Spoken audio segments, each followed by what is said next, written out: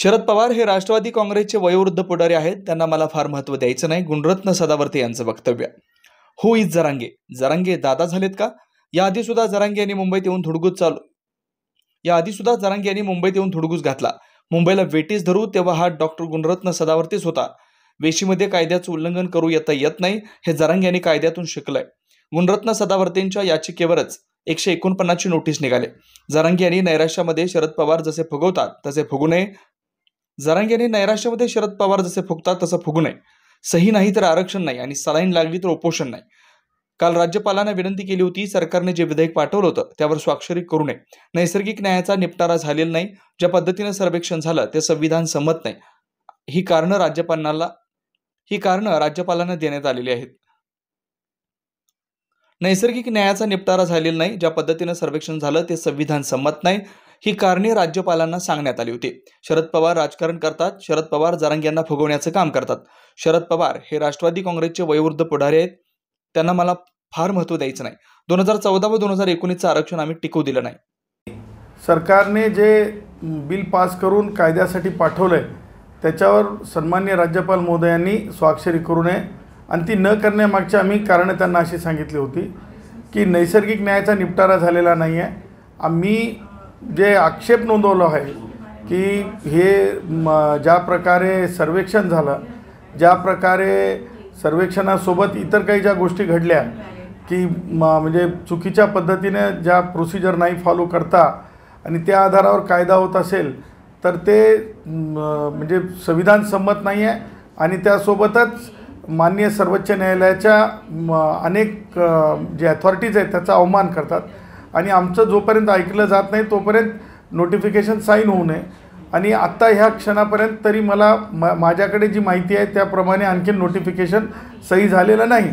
आणि जर नोटिफिकेशन सही होणार नसेल तर सन्माननीय राज्यपाल महोदय आमचं ऐकतील आणि जर समजा नोटिफिकेशन सही झालं आज संध्याकाळपर्यंत तर उद्या सकाळी आम्ही याचिका दाखल करू किंवा आज जर ह्या दुपारच्या सत्रापर्यंत झालं असेल तर आज संध्याकाळपर्यंत होईल. न्यायालयात टेस्ट होईल हे दिलीप भोसले जर म्हणत असतील, ज्याच्या आधारावर हे सगळं झालेलं आहे आणि स्वतःहून जर एखाद्या खाजगी वृत्तवाहिनीला म्हणत असतील याचा अर्थ त्यांच्या मनातसुद्धा एक कुठेतरी शंका आहे की याची टेस्टच व्हावी लागेल म्हणून.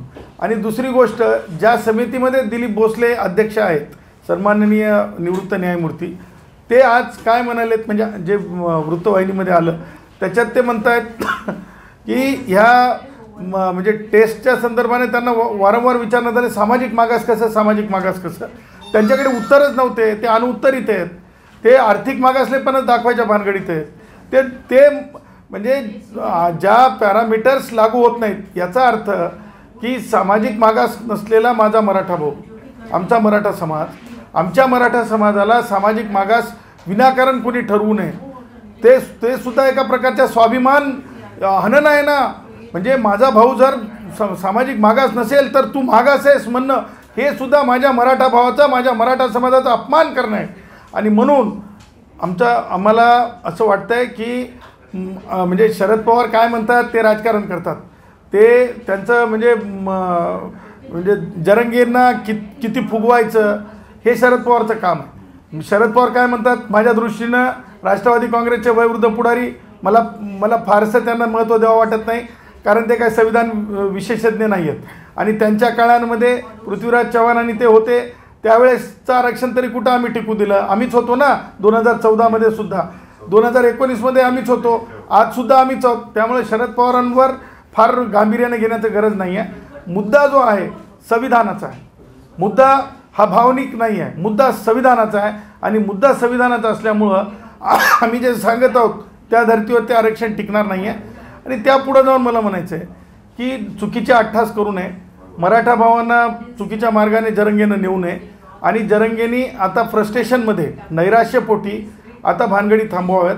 त्याही पुढं जाऊन याच विद्यापीठातून याच भूमीवरून शिकलेला अभ्यासक विद्यार्थी म्हणून मला हे म्हणायचं आहे की ज्या पोलीस भावांनी म्हणजे संरक्षण करत असतात त्या पोलीस भावांवर ज्या प्रकारे अंतरवलीमध्ये हल्ला झाला होता त्यांना जीवाची म्हणजे खूप मोठी म्हणजे ज्या म्हणतो आपण इजा सहन कराव्या लागल्या.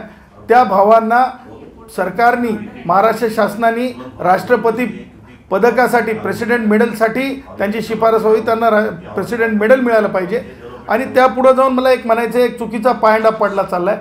ह्या विद्यापीठाच्या संदर्भानं आपल्या सन्माननीय जे पिढ्यानपिढ्या इथं घडत आहेत, तिथं आपण पाहतो की इथं सोशल सायंटिस्ट घडतात, परंतु जे सोशल सायंटिस्ट जेव्हा आंदोलन करतात तेव्हा त्या जमिनीवर जिथं आंदोलन करतात त्या आंदोलनाचे पैसे मोबदला किंवा भाडं त्या हॉलचं भाडं दिलं जात नाही. पण जरंगेच्या बाबतीत मात्र 2-2 वेळेस जमिनीचा मोबदला दिला आहे. एकतर जरंगेच्या म्हणण्यावरून जे जमिनीचा मोबदला दिला आहे ते सगळा मोबदला वापस घ्यावा आणि त्यासोबत जर समजा जरंगेला दिलं जाणं योग्य असेल तर जेवढेही मग अनुसूचित जातीचे कार्यक्रम असतील, जमातीचे कार्यक्रम असतील, भटके असतील, विमुक्त असतील, सगळ्यांना सुद्धा तोच तत्व लावावं. सोशल जस्टिसचे सचिव सुमन भांगे यांनी निक्षून लक्षात घ्यावं की अशा प्रकारचं डिस्क्रिमिनेशन, आर्टिकल 14चं डिस्क्रिमिनेशन पैसे वाटण्यामध्ये टॅक्स पेड मनी आहे. जर तुम्ही आंदोलनासाठी म्हणजे जे मागासच अधिकृत ठरत नाहीत त्यांच्या बाबतीत जर तुमची जर भूमिका असेल तर तीच भूमिका सगळ्यांसाठी असावी. सगळ्यांच्या आंदोलनासाठी जे काही हॉलचे भाडे असतील, जे काही खर्च असेल ते खिशातून दिला पाहिजे सरकारने, अशी सुद्धा मागणी मी करतो. जरांगे पाटलांनी नाहीतर पुन्हा आंदोलन करू मुंबईकडे निघावं त्याची. Who is Jarange, who is Jarange, who is Jarange. Jarange काय दादा झालाय? जरंगे ह्यापूर्वी सुद्धा बेकायदेशीर वर्तनासाठी मुंबईमध्ये येऊन धुडगूस घालू, मुंबईला वेटीस धरू, तेव्हा डॉक्टर गुणरत्न सदावर्तेच होता. वेशीमध्ये कायद्याचं उल्लंघन करून येता येत नाही हे दाखवून दिलेलं आहे.